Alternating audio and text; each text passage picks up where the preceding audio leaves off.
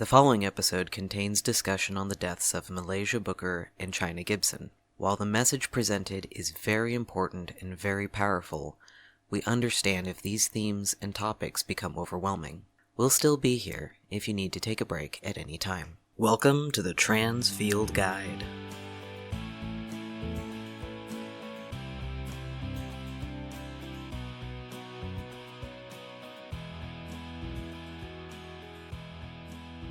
So, first of all, good morning. My name is Aamori and I am 29 years old. I'm a woman of trans experience who lives in San Antonio, Texas, and I also happen to be a Black woman, or mixed, but the world definitely calls me Black, and my experience is definitely of the Black experience. Now, there are so many things I could say about the deaths of other women similar to myself. For example, Muhlaysia Booker in Dallas and Chyna Gibson. Chyna Gibson was in Louisiana. They both remind me of me because they were both young, in the prime period of their lives, and they just had so much that they could have had a chance to do. I'm going to start with Chyna Gibson. Chyna was a Southern belle. She was a woman of the South. I never got to meet her, but since I happen to love performance, I would watch her on YouTube and I would see her perform at different clubs. I know that she had even visited at Houston. She went to Houston. I think she may have been part of a different festival similar to Splash, which was focused on LGBTQ, Black and brown, mostly Black people. And even though I didn't get to know her like some people knew her, I haven't heard anything bad about her. She seemed like a ray of light. She seemed like a really wonderful woman. Her inner beauty was just as bright as, and maybe even brighter than her easy to see outer beauty. And it's annoying and frustrating and angering that none of that seemed to matter. She literally was gunned down in broad daylight. And that's what really gets me. The total disregard for her life and who she was. In life, it seems that it doesn't matter always how nice you are and how much you help people and what you bring to a community. If someone doesn't see you as being beneficial or has something against you, they can take you out. And she actually ended up passing away, or I should say was murdered, on February 25th of 2017 in New Orleans. And she was just living her life. I never got to meet her. I wished I would have gotten a chance to meet her, but I don't know. I don't know. Uh, I don't know. I never got a chance to do that. When I say I don't know, it's just I don't know if I would have had a chance to, but either way, just knowing that she was doing what she was doing was inspiring to me, and it still inspires me. And I'm sure Chyna was aware of the risk. You know, girls like me, we know that when we go out and we live our lives and do what we're doing, we know that there can be repercussions. We know that some people may take a negative stance towards us. But she didn't do anything that we're aware of that would have caused that to happen. We don't know anything about all the circumstances that that other person may have had in connection to her. But to shoot someone, what the hell? I'm going to limit saying any words that could be seen as negative or inflammatory beyond the level of hell. You know, I like to think of myself as being able to get through the world pretty easily and not be affected the same way that other people could be affected. When I say that, I mean to say that I get through pretty easily. People, if they know I'm transgender, they don't usually make a huge deal. I don't think everyone realizes it. Every now and then someone realizes it, but they don't always react in a negative way. Many times they react normally or try not to really be offensive. But to know that there's someone out there who could just react that way and just gun me down like what happened to Miss Chyna Gibson. It's a frustrating and just very scary thought to know that I could be seen as having no value. Another woman who recently, actually in the state of Texas, passed on or was also murdered. That's really what happened. Was Muhlaysia Booker.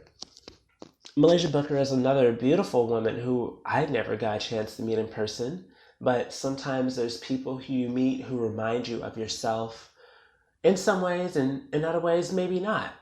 But she was black, she was trans, she was also what I think a lot of people would claim is passable. But it goes to show that it doesn't matter how you look.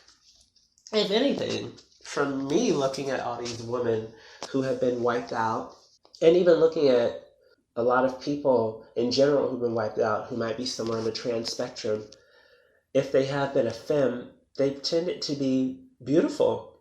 And a lot of the trans women, specifically out of the femmes, not necessarily cutting out anyone, but people who may be trans women who may not necessarily be non-binary identified without also claiming to be a trans woman, a lot of them were quote-unquote passable as well. And a lot of them, beautiful women.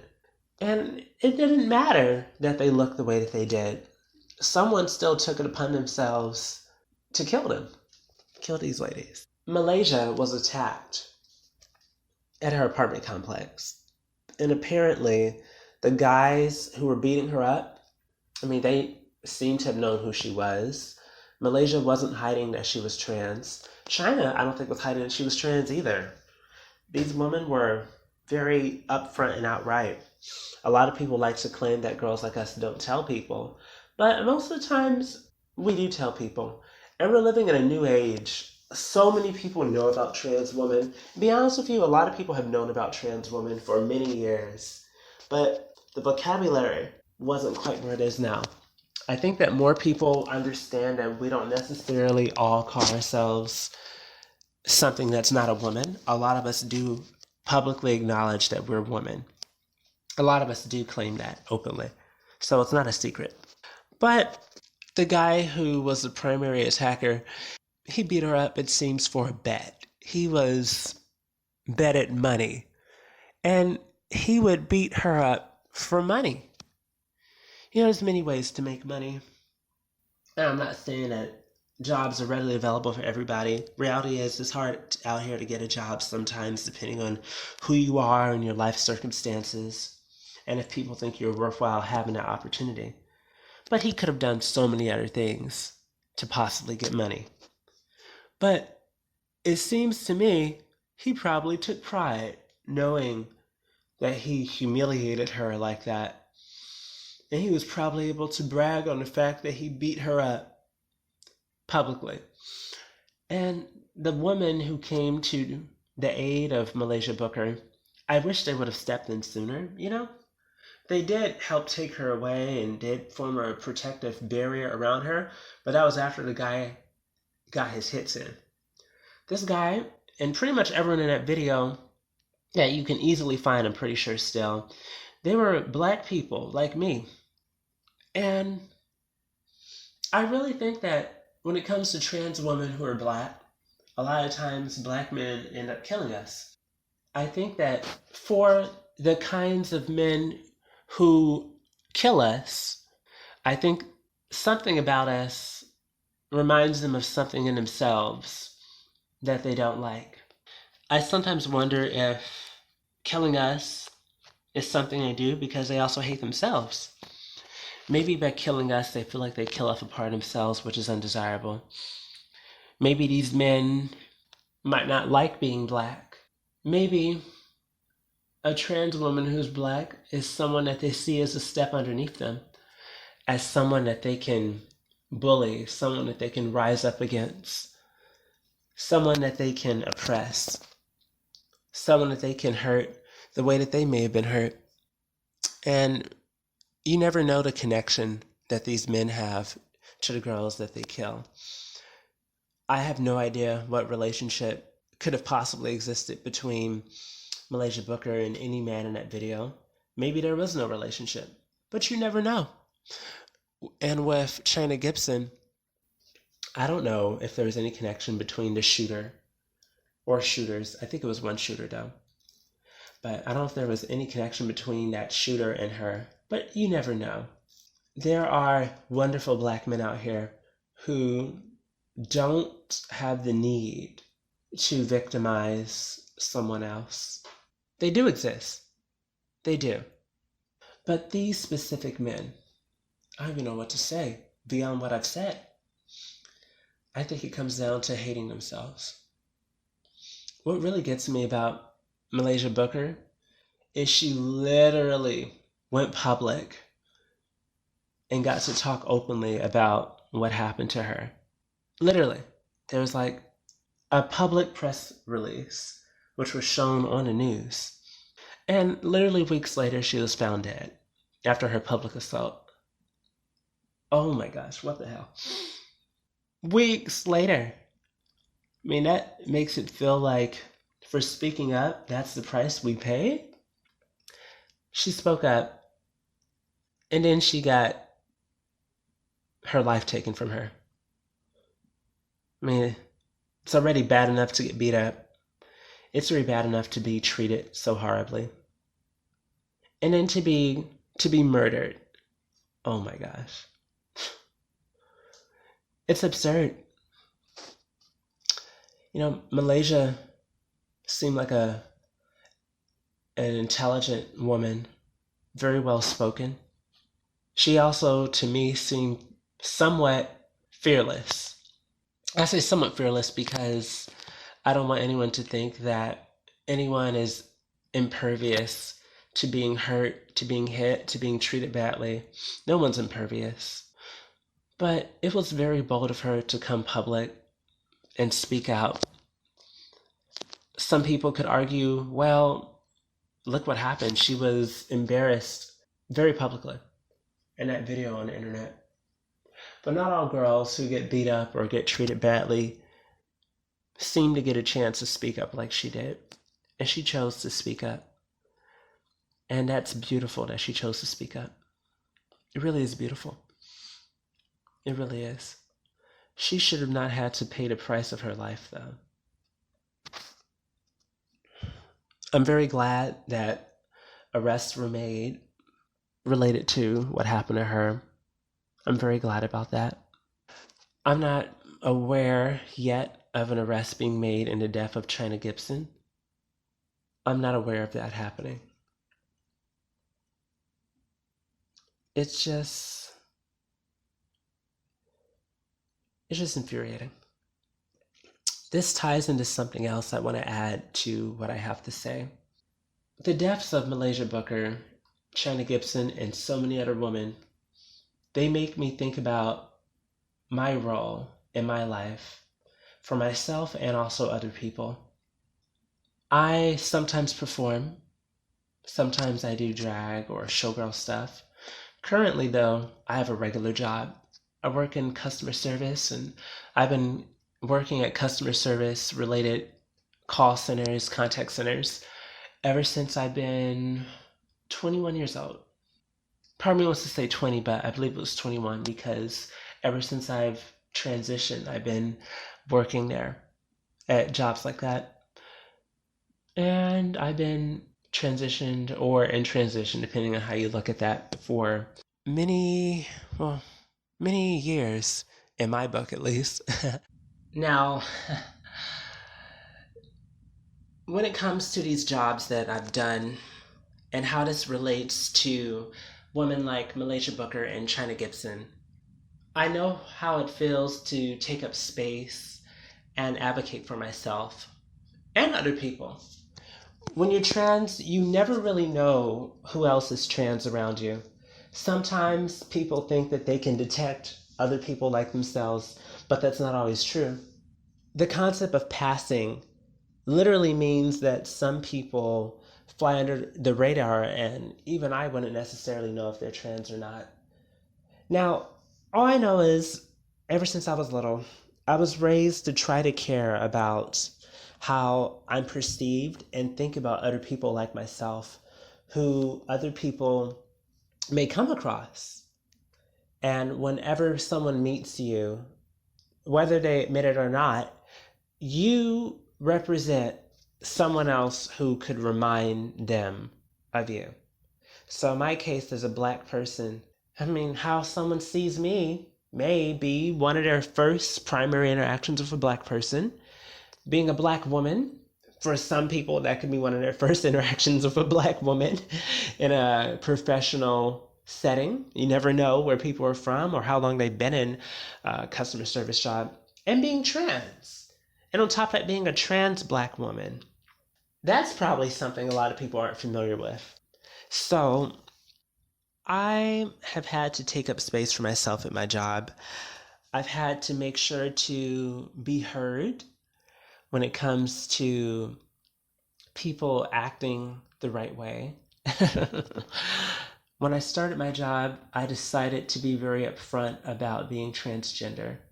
And that's something I'd never done before. Usually I let people assume whatever they want about me. If they think I'm trans, all right. If they don't, okay. But when you do that, sometimes that takes the power away from you.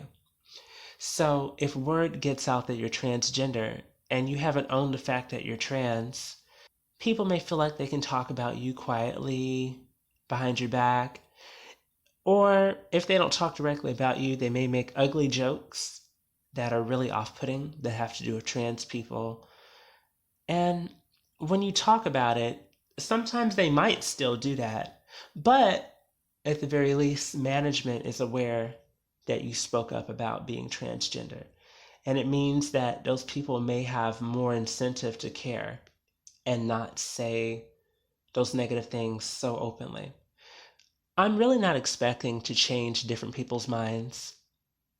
I'm really not. But every now and then, people can surprise you.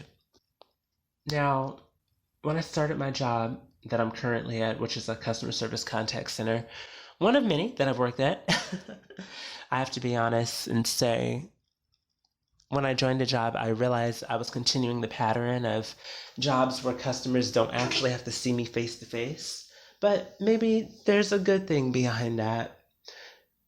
It protects me from being harassed. It means that I do everything I can to uphold what the company I work for is about. And a person cannot clock me in person. If they clock me over the phone because they may think something about my voice, that's one thing. But even then, they don't really know. They don't really know. They may think they know, but they haven't actually met me. So it kind of gives me some safety. And that safety is very important to fight for. It's important to have a job where you feel safe, where you can help people and do what you were hired to do and be valued for your work. And the work really should speak for itself. I pour myself into my work. I do my best to give resolutions that are possible. And if what the customer is wanting is not possible, I make sure to tell them what is an alternative.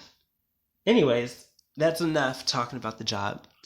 When it comes to being trans and Black in North America, I try to do my best to be a good representation.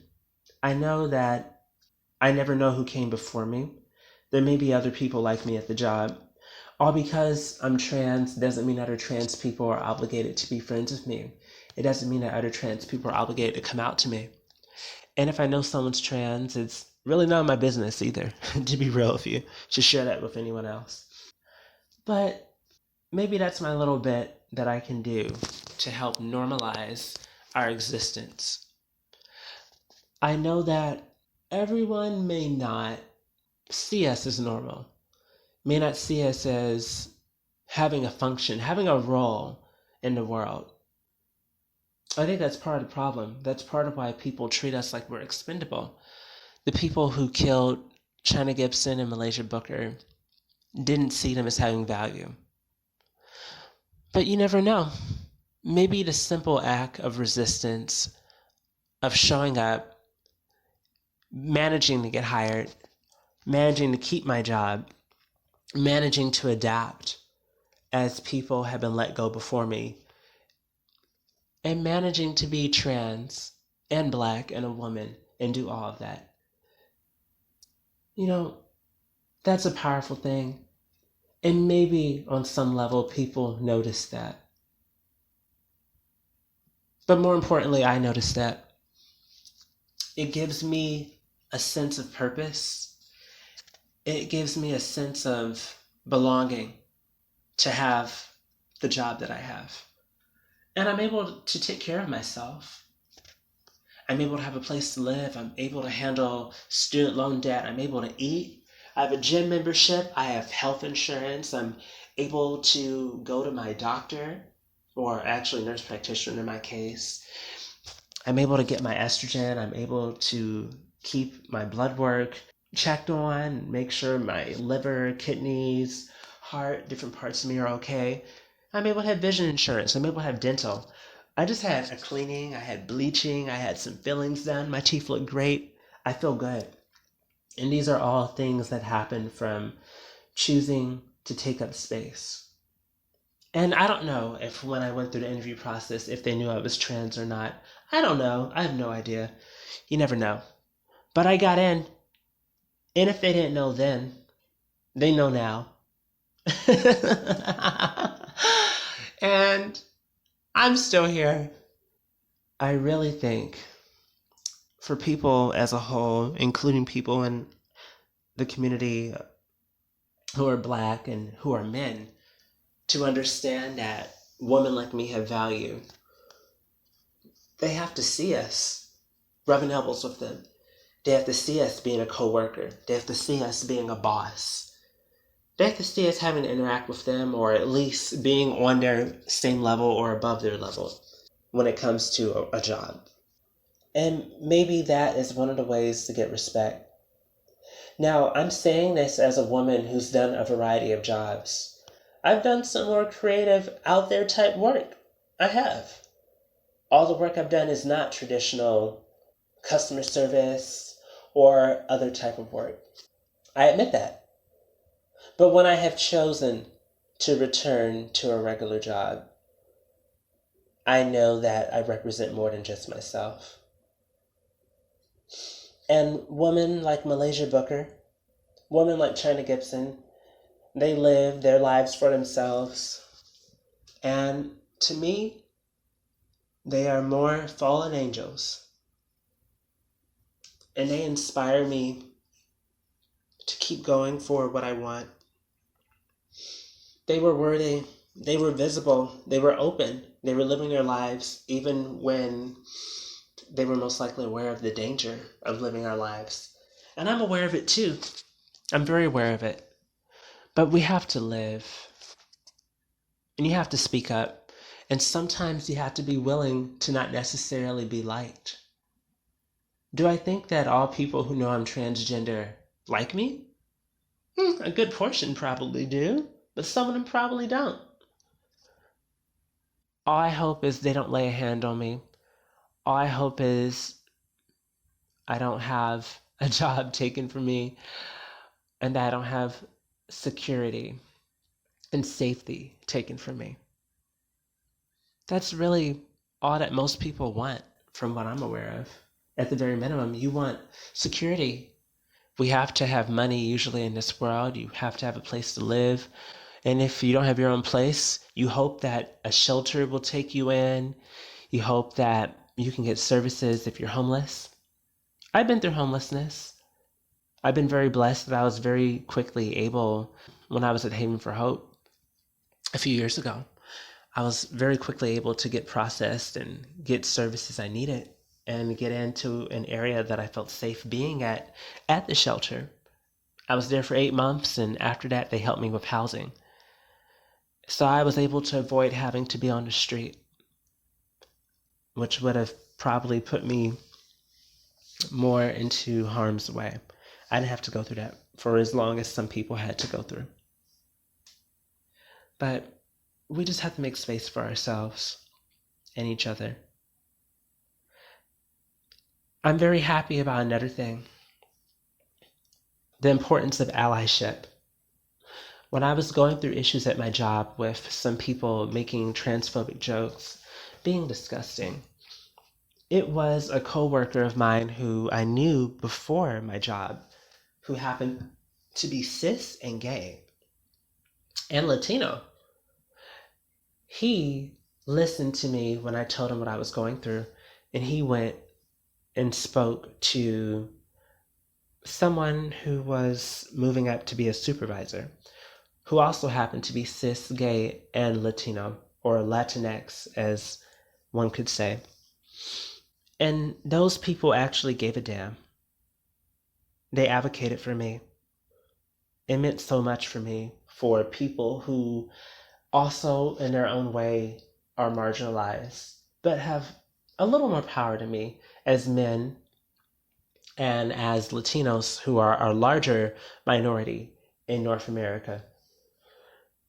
And also being gay and being cisgender. They spoke up for me. I don't know if this situation I went through at my job would have turned out differently if they weren't there. I'm willing to even say it wouldn't be the same if they weren't there. So allyship really does matter. And I don't know really who all was there in Muhlaysia Booker's life. There were people who cared about her. Unfortunately, allies may not always be able to be around you to protect you and advocate for you. In Chyna Gibson's case, Chyna was even more of a public figure than Muhlaysia.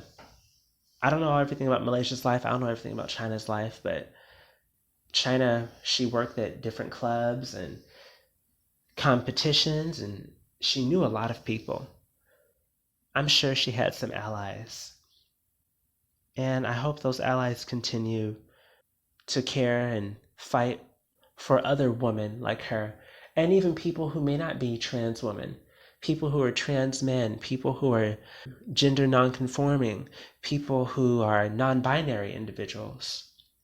I hope that people come to understand their struggles and needs and desires, triumphs, wishes as well. It's not just trans women who need help, of course.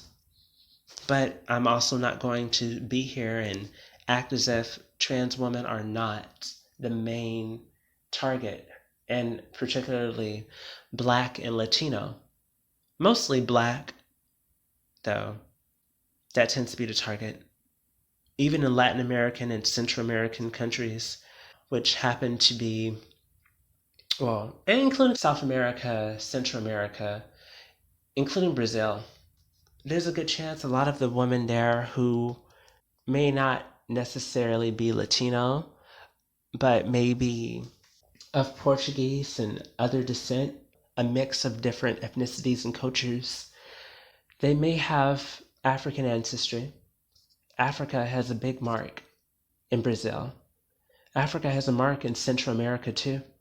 So there's a chance that some of those women, matter of fact, not even a chance, definitely some of those women were of some African descent, along with native indigenous descent as well. These women were targeted for who they are. And I don't know how much allyship some of these women had in their lives.